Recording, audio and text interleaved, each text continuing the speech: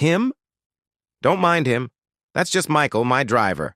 He had a nasty accident last year, so I'm keeping him on as a charity case. Those were the exact words Jennifer used to introduce her husband to the billionaire CEO. The chandelier above Michael Thornton costs more than most people's homes in suburban Dallas. Tonight, standing beneath it with a cane in his right hand, is Michael. Michael watches his wife pretend he doesn't exist. Jennifer moves through the crowd like she was born to it. Silver Versace dress, the one she bought last week with money she thinks he doesn't know about. Her laugh carries across the marble floor. Musical, practiced, the sound she saves for people who matter. She's talking to Richard Castellano, her CEO, the man she thinks is a billionaire, the man who signs the paychecks Michael approves. Michael shifts his weight. The cane clicks against the floor. Jennifer's shoulders tense, just slightly, just enough. She heard it. She always hears it. A woman in a silver dress approaches, champagne flute catching the light. "Jennifer, you look absolutely radiant tonight." Her eyes slide to Michael. "And who is this?" This is the fourth time tonight. Michael already knows what's coming. Jennifer's smile doesn't falter. If anything, it brightens. "Oh, that's Michael. He's my driver." She says it casually, like she's mentioning the weather. "Had a terrible accident last year. I've been helping him out." The woman's expression shifts. Interest replaced by polite sympathy. "How kind of you." Kind. Michael extends his hand anyway. His wedding ring catches the chandelier light. "Michael Thornton. Pleasure to meet you." The handshake is brief. The woman is already turning back to Jennifer, drawn to success like gravity.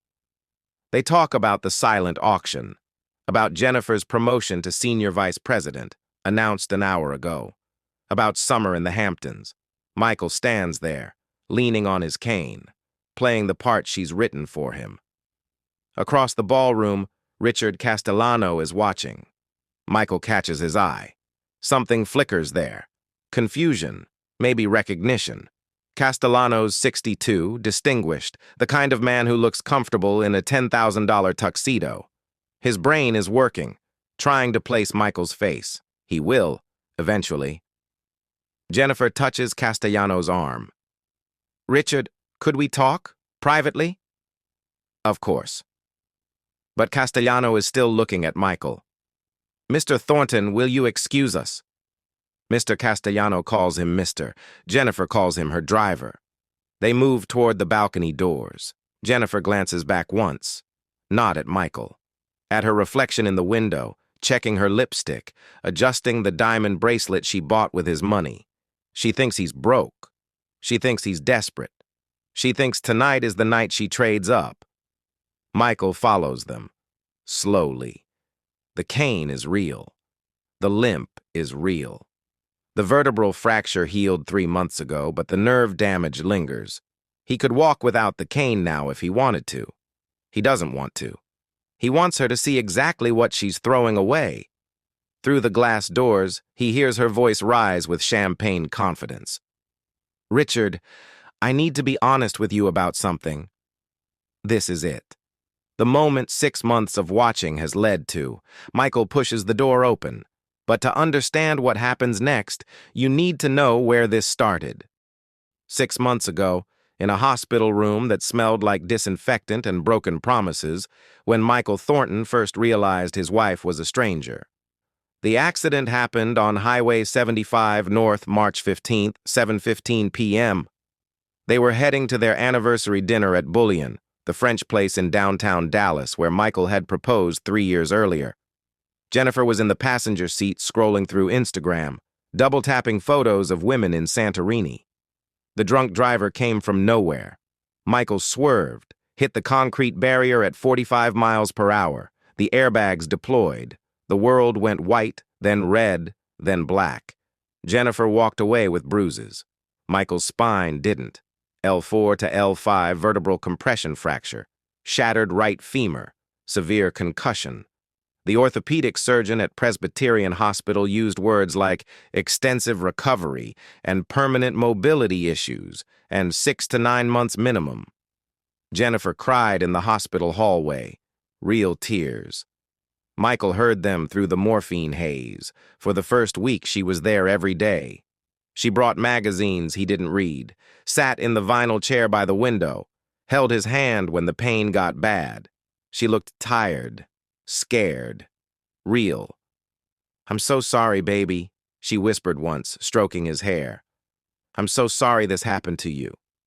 To you, not to us. Michael noticed, filed it away. By week 2, the cracks started showing.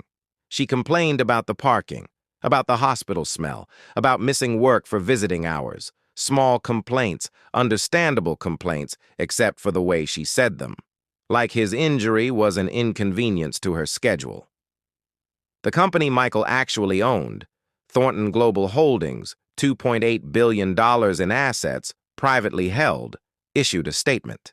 CEO Michael Thornton on extended medical leave. Chief Operating Officer assuming temporary duties. Jennifer never connected the dots. Why would she? Michael Thornton is a common enough name, and she knew her husband as a consultant, not a CEO. That was the story he'd told her 5 years ago when they met. Successful consultant, made good money, comfortable life. She'd fallen for the man, not the empire. At least that's what Michael had believed. The doctor said he'd walk again, with therapy, with time, maybe with a cane. Jennifer's face when they said cane. Michael saw it. The micro-expression, the flash of something that looked like disappointment. He was in the hospital for 3 weeks. She visited less in week 3. "Big project at work," she explained, kissing his forehead like he was a child. "You understand." He understood. When they finally brought him home, their house in Highland Park, 1,200 square feet, nice but not extravagant, Jennifer hired a nurse. Michael insisted on it. He wanted someone else there, a witness. The nurse's name was Maria, 56 from the Philippines, 15 years in home care. She came 5 days a week for physical therapy. Jennifer hated her. "She's here all the time, Michael. I have no privacy." Privacy for what? Michael wondered. But he didn't ask. He just watched. 5 months earlier. The iPad sat on Michael's lap. Hospital bed raised, pillows propped, leg in a brace, physical therapy twice a day, pain meds every 6 hours. And in the quiet moments when Jennifer thought he was sleeping or too medicated to notice, Michael checked their accounts, the joint checking, the joint savings, the personal account he'd set up when they married, the one she had access to, test accounts, all of them. When Michael Thornton married Jennifer Hayes 3 years ago, he'd created a financial identity. Michael Thornton, senior consultant, made $50,000 a month, deposited into joint checking, had $2 million in savings from previous consulting contracts, drove an Audi A6, lived in a nice house with a mortgage, comfortable, not rich. His real accounts, the ones holding $2.8 billion in assets, existed in a different universe. Trusts, offshore holdings, corporate structures Jennifer would never see. He'd wanted to be loved for himself, not his money. Turned out she didn't love him for either. April 3rd, 3:14 a.m. Michael couldn't sleep, pain radiating from his spine. He opened the banking app, squinting at the screen. Joint savings, $485,000. It had been $500,000 yesterday. He checked the transaction history. Transfer to Jennifer Hayes' personal account, $15,000. Memo, medical expense reimbursement. Michael pulled up the insurance portal, scrolled through claims. The hospital bill had been $47,000. Insurance covered $44,600. Their out-of-pocket maximum was $2,400. She'd stolen $12,600. He stared at the screen, the blue light harsh in the dark room. Down the hall, Jennifer was sleeping in the guest bedroom. "You need space to recover," she'd said. Space. Michael didn't confront her. He documented it, screenshot, saved to a secure cloud folder, texted his attorney, the one person who knew his real identity. "She's taking money. Watch the accounts." The attorney responded immediately, despite the hour. "How much?" 15,000 so far. "Want me to freeze the accounts?" Michael thought about it. Watched the cursor blink. "No, let her take it. I want to see how far this goes." April 18th. Another transfer. $8,000. Jennifer told him it was for medical bills, deductibles, co-pays. Michael verified. The deductible was $3,500. She'd pocketed $4,500. Total stolen, $20,100. He said nothing. Just watched his wife become a thief while he learned to walk again. 4 months earlier. The worst part wasn't the stealing. It was the phone call. Michael was in the living room. Physical therapy session with Maria. She was helping him stand, supporting his weight, encouraging him to put pressure on the healing leg. "Good, Mr. Thornton. Small steps. That's it." Jennifer was in the kitchen, on her phone. She thought he couldn't hear. "Mom, I know it sounds bad." Michael held still. Maria noticed, gave him a questioning look. He shook his head slightly. She understood. Continued the session quietly. Jennifer's voice carried. "No, I'm not leaving him yet. Because I'm setting myself up first. That's why. Yes, I've been moving money. He's on pain medication half the time. He doesn't notice." Maria's hands tightened on Michael's arm. Professional. Silent. But her jaw was set. "I'll wait till he's drained. Then I'll file for divorce." "What?" "No, there's not much left.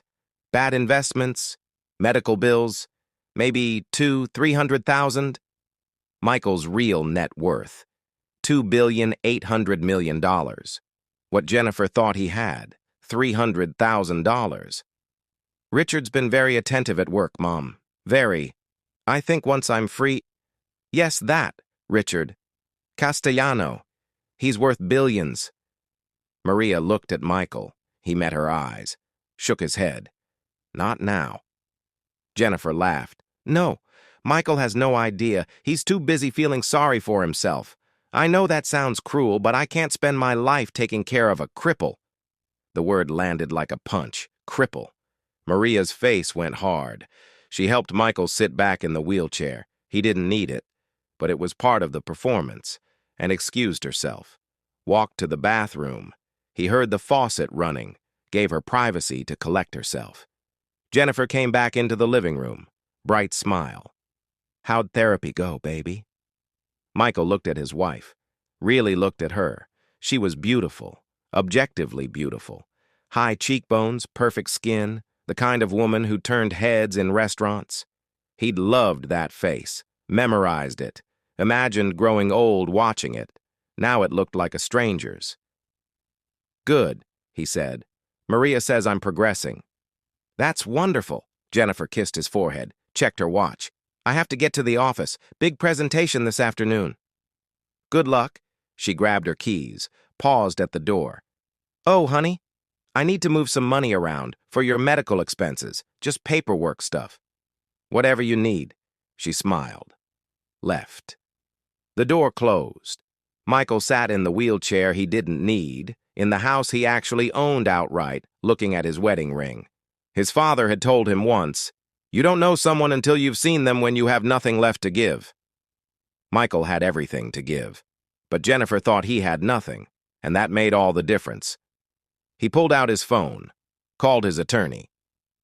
"I want to stage a bankruptcy." 3 months earlier. The conversation happened on a Sunday. Jennifer was in the kitchen making coffee. Michael was at the table. He'd set the stage carefully. Bills spread out. Laptop open to a fake investment account showing massive losses. His face arranged in defeated concern. "Jennifer, we need to talk about money." She turned, coffee mug halfway to her lips. "What's wrong?" The consulting contract with Thornton Global. They terminated it. Medical leave turned into permanent separation. Her eyes widened. Fear or excitement? Hard to tell. What does that mean? Michael gestured at the laptop. My investment portfolio. Remember my friend's tech fund? The SEC opened an investigation. The fund collapsed. We lost almost everything. Everything? The $2 million in savings? Gone. I've got maybe $300,000 left. That's it. Silence. Jennifer set down her mug, walked over, put her hand on his shoulder. Oh, baby, I'm so sorry. But her eyes were calculating. He could see it, the math happening behind them. $300,000, split over 2 years of expenses. Maybe 18 months if they were careful. 18 months to execute her plan. We'll be okay, she said. I'm making good money now. We'll get through this. She believed it. Believed her VP salary would sustain them. Believed she had time. What she didn't know, Michael had stopped the $50,000 monthly deposits. Starting next week, he'd deposit $8,000. Working class money. Let her feel the squeeze. Thank you for understanding, Michael said. She kissed his cheek. That night, she transferred another $25,000 from their joint account to her personal account. Michael watched it happen in real time on his phone.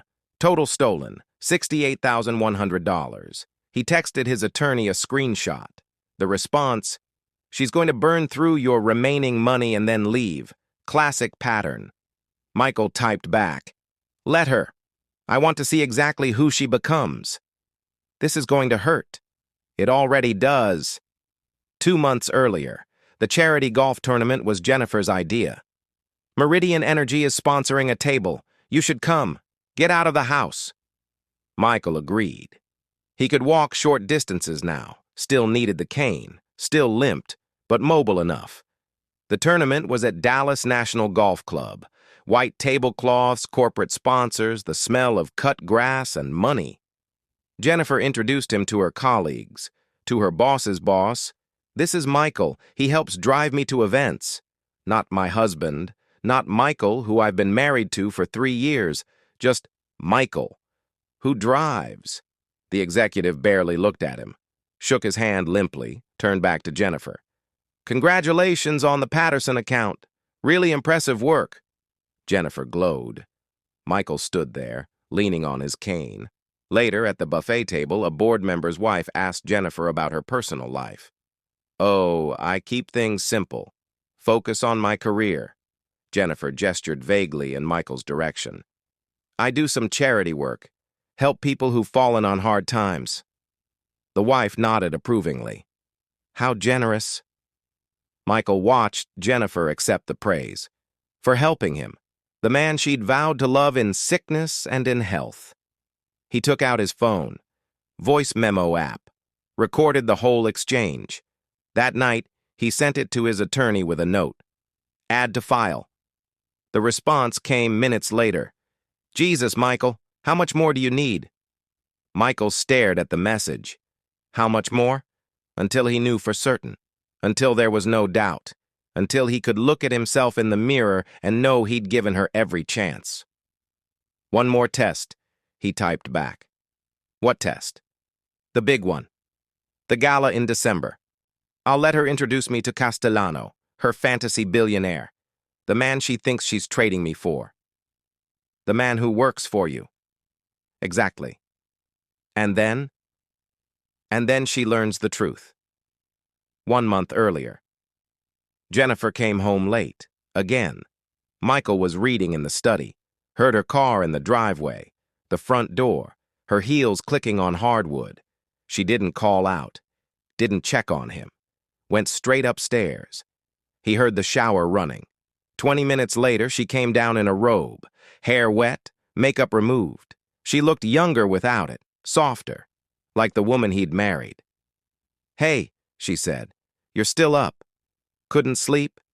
She sat on the couch, curled her legs under her. For a moment, it felt almost normal. Jennifer, Michael said carefully, are you happy? She looked at him, really looked. What kind of question is that? An honest one, she sighed. I'm tired, Michael. Tired of working so hard. Tired of worrying about money. Tired of this. Gestured vaguely. At the house. At him. At their life. What would make you happy? She was quiet for a long time. Security, she finally said. Real security. The kind where I don't have to worry about medical bills draining us dry. Michael's real bank account could buy security for 1,000 lifetimes. But she didn't know that. Didn't ask. Didn't care to know. The company gala is next month, she said, changing the subject. December 20th. It's important for my career. I'd like to come. Jennifer hesitated. Michael, it's a long night, very formal. Are you sure you're up for it? Translation. Please don't come. Please don't embarrass me. I want to support you, he said. Be there for your big moment. She couldn't say no without revealing she didn't want him there. Okay, she said. But it's formal, very formal. I'll wear my best suit. She nodded, went upstairs. Michael sat in the study, looked at his cane leaning against the desk. December 20th. 4 weeks. 28 days until his wife learned that the broke, crippled driver she'd been introducing to people was the man who signed her CEO's paychecks.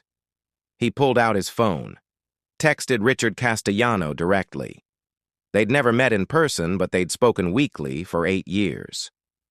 Richard, I'll be attending the gala. As a guest. Please don't acknowledge me publicly unless I initiate.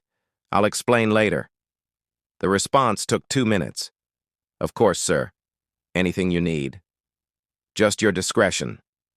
You have it. Michael set the phone down. One more month. One more month of watching his wife chase a man who worked for him. One more month of being invisible. And then, justice. Not revenge. Justice. There was a difference.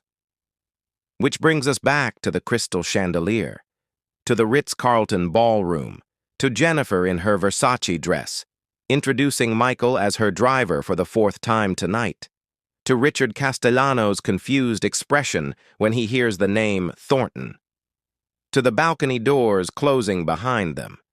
Michael follows, slowly, his cane clicking against Italian marble. Through the glass, he can see them talking. Jennifer's animated, gesturing, laughing. Castellano looks uncomfortable. Michael pushes the door open. But before we see what happens next, before Jennifer's world collapses, there's one more person you need to understand. Richard Castellano. The man Jennifer thinks is a billionaire. The man who's actually Michael's highest-paid employee. The man who's about to have the most awkward conversation of his professional life. Richard Castellano didn't want to be a billionaire. He'd wanted to be a good CEO. There's a difference. 62 years old, widower for 2 years, Richard had spent 40 years climbing corporate ladders the honest way. VP at ExxonMobil, CFO at Texas Instruments. Respectable, steady, the kind of career that built a comfortable retirement. Then Michael Thornton called 8 years ago, out of nowhere. A video conference with a 30-year-old who'd built a company worth $500 million and wanted to stay invisible.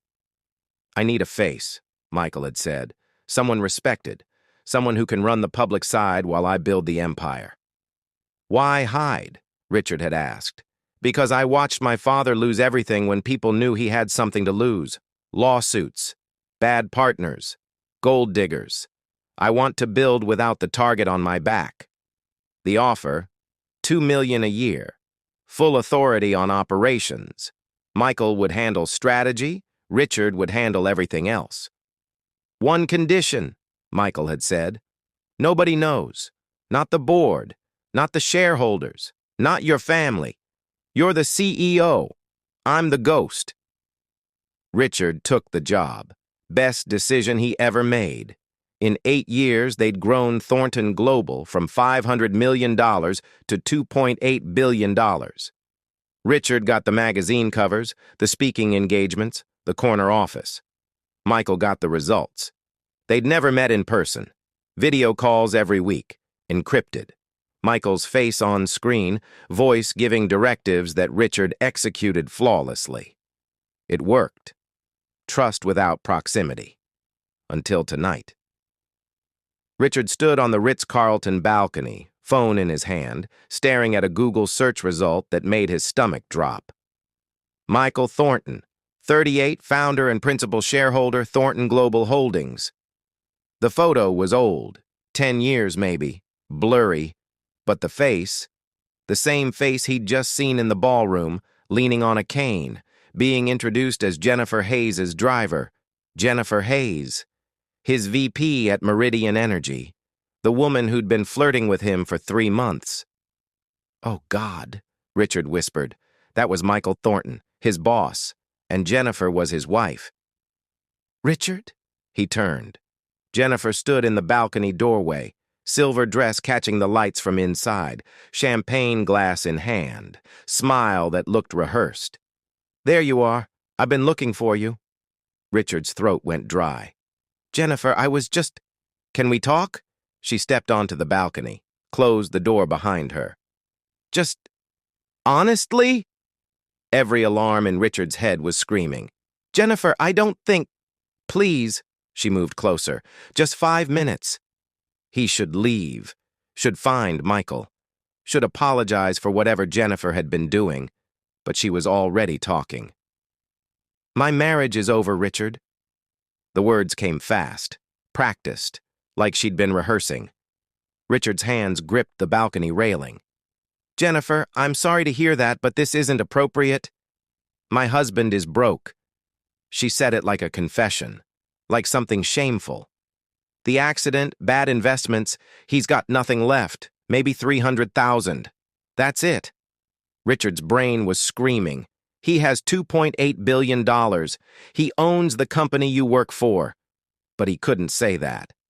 "I've been taking care of him," Jennifer continued. "Out of obligation, out of guilt, but I can't do it anymore." She set her champagne glass on the railing, stepped closer. "I want to be with someone on my level, Richard.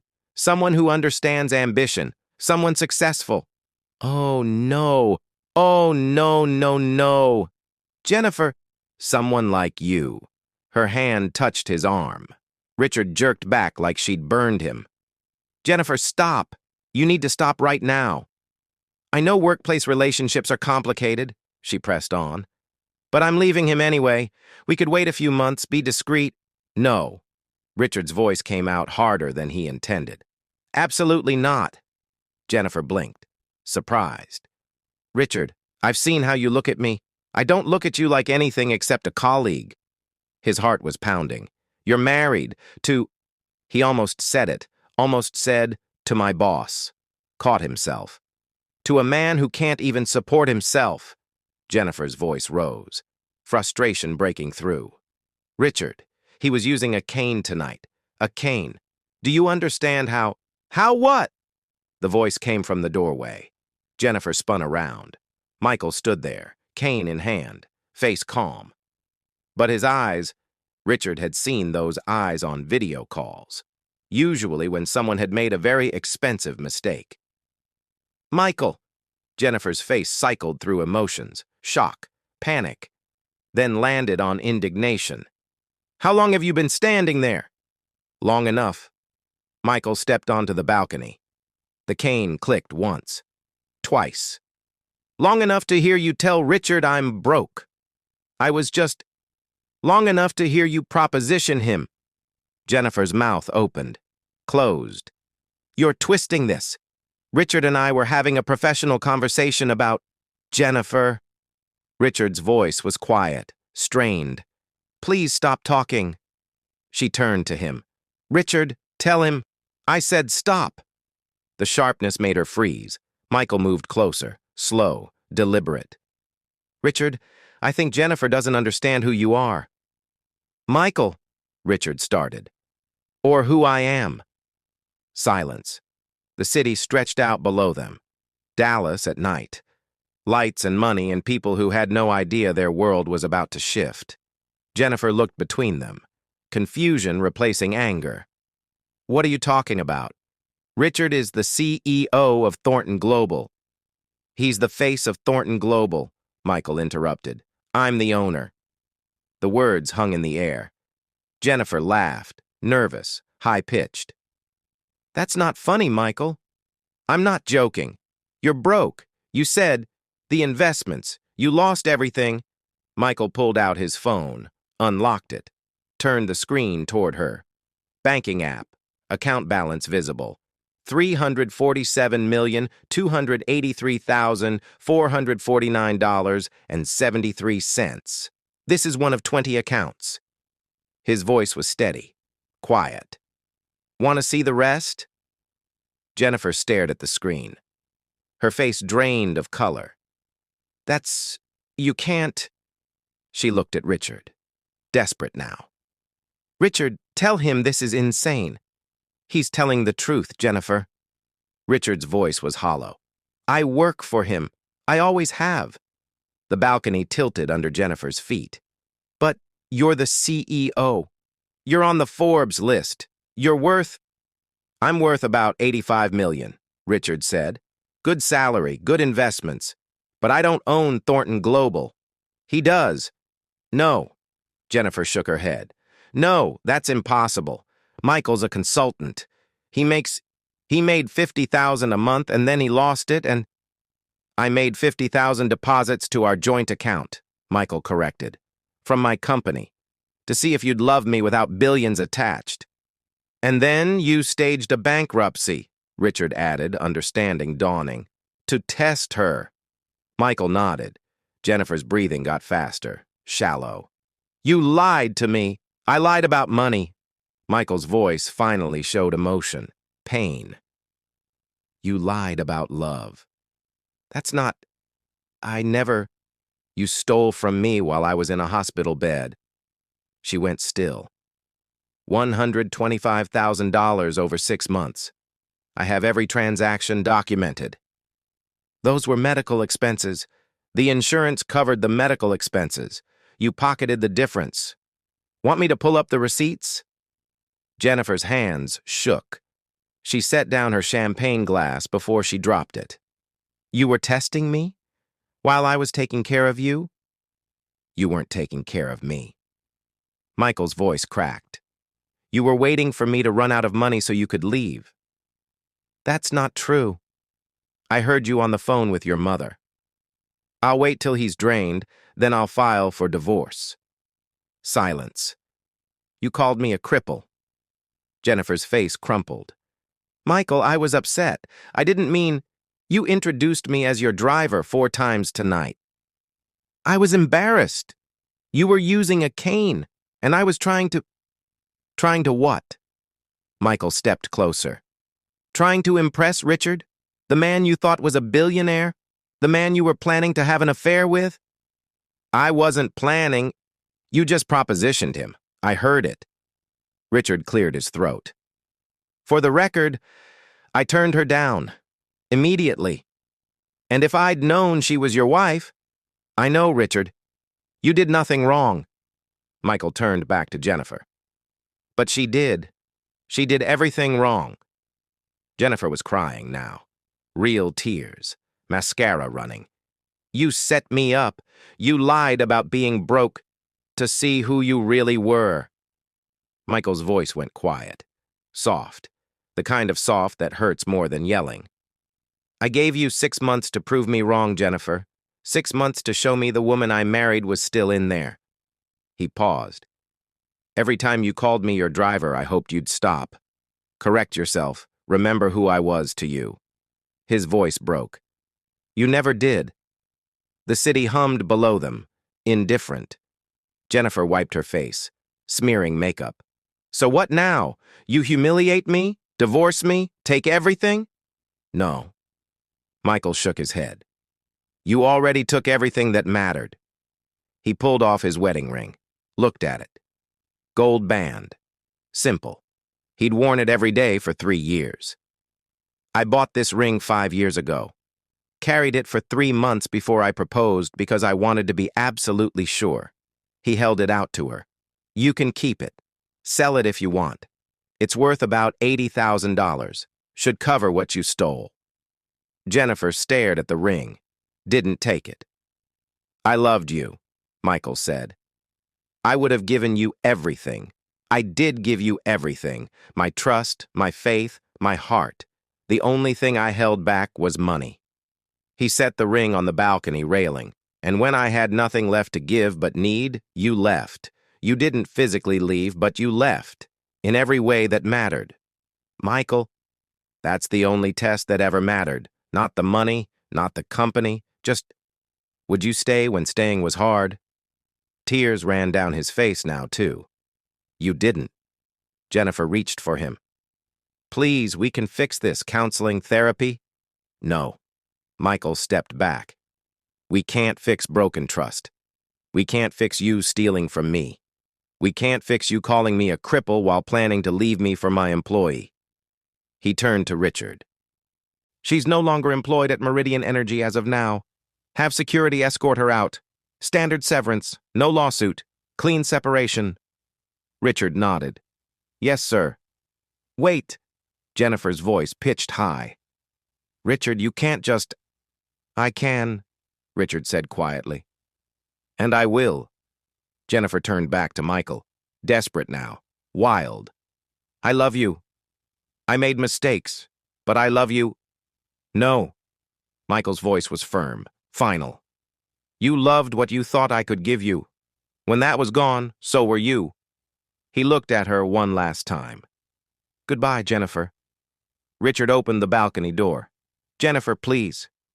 She didn't move, just stood there, mascara streaked, shaking. Jennifer, Richard said again, firmer. She looked at Michael, one last time, hoping for, what? Forgiveness? Reversal? His face was stone. She picked up her champagne glass with trembling hands, walked to the door, stopped. You're cruel, she whispered. You're a cruel, manipulative man. Michael didn't respond. She walked inside. The ballroom went quiet as they crossed it. 300 people in designer clothes holding champagne, watching Jennifer Hayes, the newly promoted SVP, being escorted out by the CEO. Richard signaled security. 2 men in dark suits approached.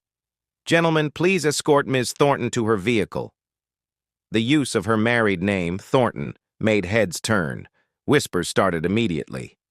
Wait, she's married? To who? I thought her name was Hayes? Jennifer tried to pull away from the security guards. I can walk myself out. Ma'am, please don't make this more difficult. More heads turning. Phones coming out. This would be all over LinkedIn by morning. Jennifer's voice rose, desperate. You're all going to regret this. He's a liar, a manipulator. The whispers got louder. Richard stood in the center of the ballroom, watching his VP, former VP, being escorted out. She was still shouting when the doors closed behind her. Silence fell. Then the whispers erupted like a dam breaking. Richard tapped his champagne glass. The sound cut through the noise. Ladies and gentlemen, his voice carried, steady, professional. I apologize for that disruption. 300 faces turned toward him. Unfortunately, Ms. Thornton's employment has been terminated effective immediately for conduct unbecoming of our organization's values. More whispers. Someone near the back. Thornton? Her last name is Thornton? Richard took a breath. I'd also like to take this opportunity to introduce someone many of you haven't met. He turned toward the balcony doors. Michael stood there, backlit, cane in hand. Mr. Michael Thornton, founder and principal shareholder of Thornton Global Holdings. The room went silent. Michael walked forward. Every click of his cane echoed on marble. 300 pairs of eyes tracked him. He reached the center of the ballroom, stood next to Richard. The woman in the silver dress, the one who'd called Jennifer kind earlier, had her hand over her mouth. Mr. Thornton prefers to remain private, Richard continued, but I felt tonight was an appropriate time to acknowledge him publicly. Michael took the microphone, held it loosely. Richard has been the face of this company for 8 years. I've been the foundation. His voice was calm, measured. Some of you tonight met me as a driver. Pause. That was my wife's characterization. Former wife. A few nervous laughs. The truth is simpler. I'm just a man who built a company and who loved the wrong woman. Silence. Then one person started clapping. The woman in silver, then another, then the whole room. Not for drama, not for spectacle, for dignity, for handling public humiliation with grace. Michael nodded, handed the microphone back to Richard, started to leave. The woman in silver approached. "Mr. Thornton, I'm so sorry. I had no idea." "You have nothing to apologize for," Michael said gently. "You were kind. Jennifer made her choices. They don't reflect on you." The woman's eyes welled up. Michael walked toward the exit. People parted like water. 11:15 p.m. The valet brought Michael's car. Audi A6, black, 7 years old. A $2.8 billion man driving a car most middle managers owned. Richard followed him out. "Sir," Michael turned. "I'm so sorry." Richard's voice was tight. "If I had known she was your wife, the way she spoke about you—" "Richard," Michael's voice was kind. "You did nothing wrong." "I should have recognized you." "We've never met in person. How could you?" "The name is common enough. You had no reason to connect the dots." Richard ran his hand through his hair. "She targeted me because she thought I was a billionaire. She thought she was trading up. The irony is," Richard shook his head, "if she'd just stayed, she would have had everything." Michael unlocked his car. "No, if she'd stayed, she would have had me. Apparently that wasn't enough." He got in, paused before closing the door. "I'll be taking a month off, Richard. Need to process some things." "Of course, sir. Whatever you need." "You'll handle the company?" "Absolutely." Michael started to close the door. Stopped. "Richard, thank you." "For what?" "For being exactly who I thought you were. For 8 years, you've had every opportunity to betray my trust. You never did." Richard's throat tightened. "I never would." "I know. That's why you still have a job." Small smile, sad. "My father used to say, 'Real strength is being kind when you have the power to be cruel.' Your father was a wise man." "He was." Michael's eyes glistened. "He also said, 'You don't know someone until you've seen them when you have nothing left to give.'" Pause. "I gave Jennifer 6 months with nothing. She showed me exactly who she was. I'm sorry it turned out this way." "So am I." Michael closed the door, drove away. Richard watched the taillights disappear into Dallas traffic.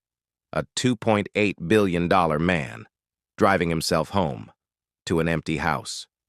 Midnight. The house was dark when Michael pulled into the driveway. 1,200 square feet in Highland Park. He'd bought it outright 10 years ago, before Jennifer, before the test. Back when he was just building his empire and living modestly because that's how his father raised him. Real wealth whispers. He unlocked the door. No alarm, no staff, just silence. Set his cane by the door. Walked to the kitchen without it. The limp was there, would always be there, but he could manage short distances. Poured 2 fingers of whiskey. Maker's Mark.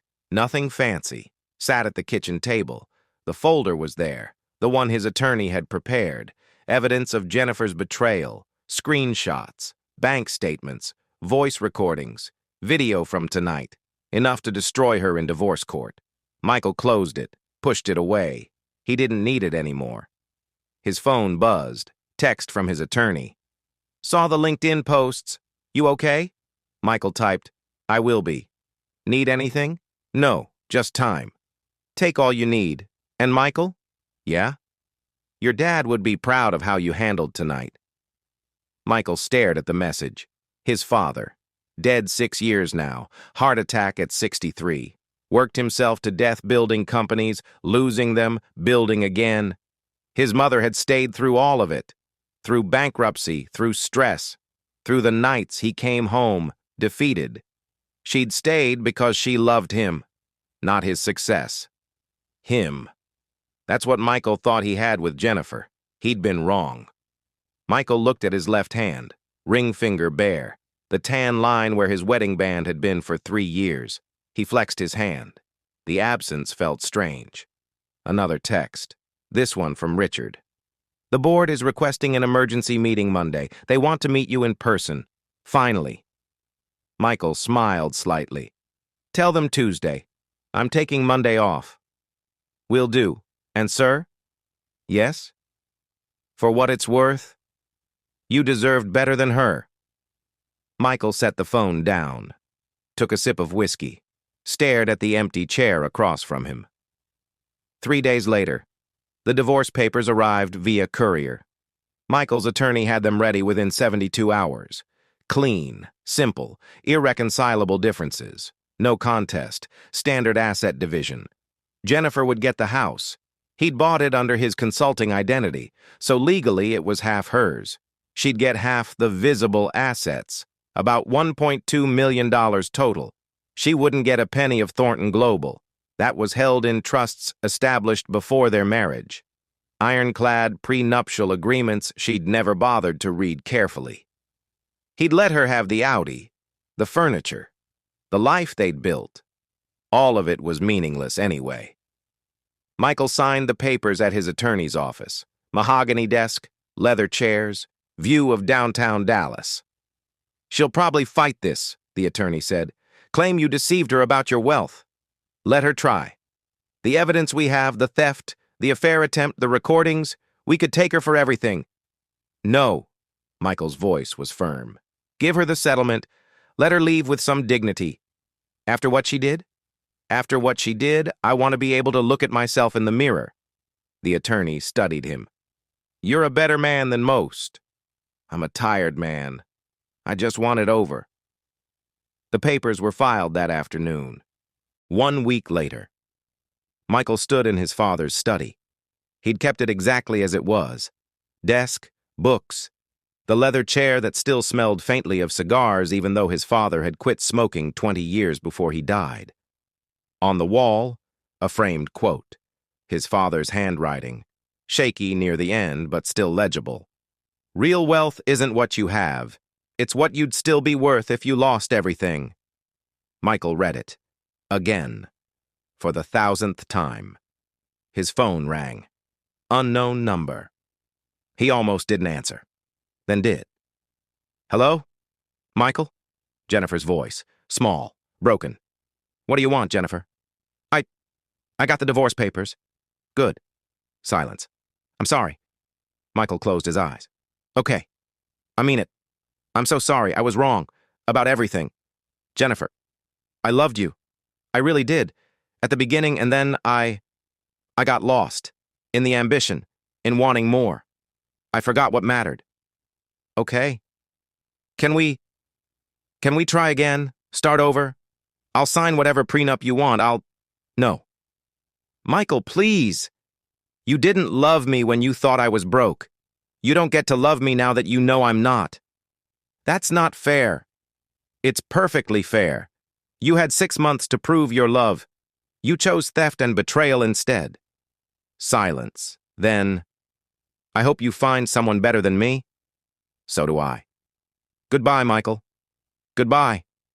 He hung up, looked at his father's quote again. Real wealth isn't what you have. It's what you'd still be worth if you lost everything. Michael had lost his wife, his marriage, his trust in love. But he still had his integrity, his dignity, his father's lessons. He was still worth something. That would have to be enough. 6 months later. The board meeting ended at 4 p.m. Michael stood at the floor-to-ceiling windows of Thornton Global's executive suite. 50th floor. Dallas sprawled below him. Richard approached. The Tokyo acquisition closed. $340 million. Smooth transaction.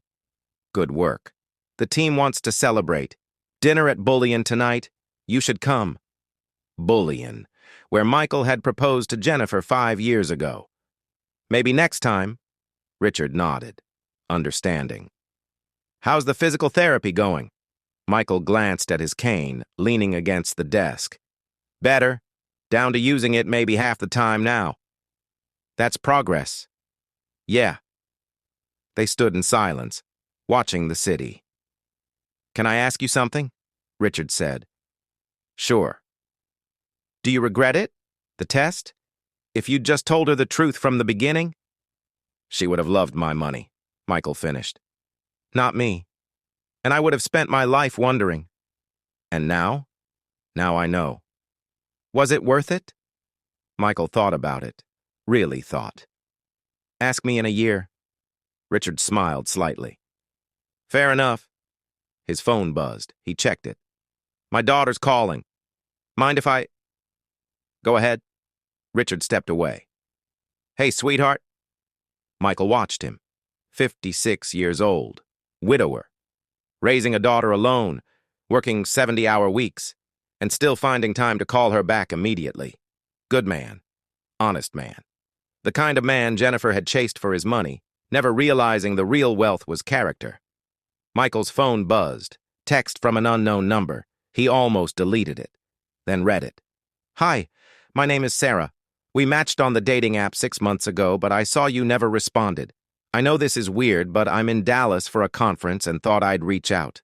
No pressure. Just... coffee sometime if you're interested. Michael stared at the message. 6 months ago, right before everything fell apart with Jennifer. He'd created a dating profile in a moment of weakness. Deleted it the next day. Felt too guilty. He opened the app. Still had her profile saved somehow. Sarah Chen, 36, architect. Smiled in every photo. Real smiles, the kind that reached her eyes. Profile said, looking for someone who values kindness over status, conversation over Instagram followers, Sunday mornings over Saturday nights. Michael read it twice. Looked at his reflection in the window. 38 years old. Divorced. Billionaire who lived like a millionaire. Man with a cane and trust issues. His father's voice in his head. Real wealth isn't what you have. He typed, Hi, Sarah. Sorry for the delay. Coffee sounds good. When works for you? Sent it before he could overthink. The reply came 30 seconds later. Tomorrow? 3 p.m.? There's a place called Merit Coffee on McKinney? Michael smiled. Tomorrow. Maybe. Maybe there was someone out there who'd stay when staying was hard. Maybe he'd find her. Or maybe he wouldn't. But at least now he'd know how to recognize her. She'd be the one who stayed for him. Not for what he could give her. Just... him. Michael picked up his cane, walked to the elevator, went home to his empty house. Tomorrow he'd meet Sarah. Tonight he'd sleep alone in the house he'd bought with honest money, surrounded by the silence that came from choosing truth over comfort. His father would be proud. That was enough. Michael's father once told him, you don't know someone until you've seen them when you have nothing left to give. Michael gave Jennifer 6 months to prove who she really was. She showed him. And in the end, the man who built a $2.8 billion empire from nothing learned the most expensive lesson of his life. Some people love you. Some people love what you can do for them. The only way to know the difference is to stop being useful and watch who stays.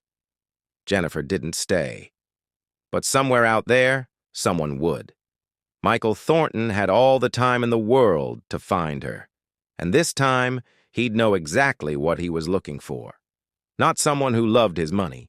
Someone who loved his Monday mornings, his quiet Sundays, his limping walk, and his father's wisdom, and the man he was when he had nothing left to prove. That person was worth waiting for, even if it took another lifetime to find her.